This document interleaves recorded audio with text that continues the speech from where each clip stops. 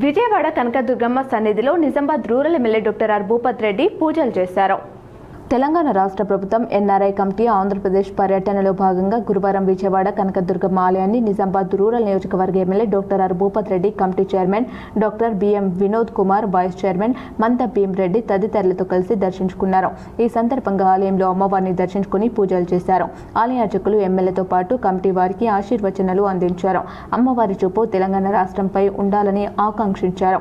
ఆ తల్లి ఆశీస్సులతో తెలంగాణ రాష్ట్ర ముఖ్యమంత్రి రేవంత్ రెడ్డి నాయకత్వాన ప్రజలకు సుభిక్ష పాలన అందించడానికి కృషి చేస్తానని ఎమ్మెల్యే పేర్కొన్నారు.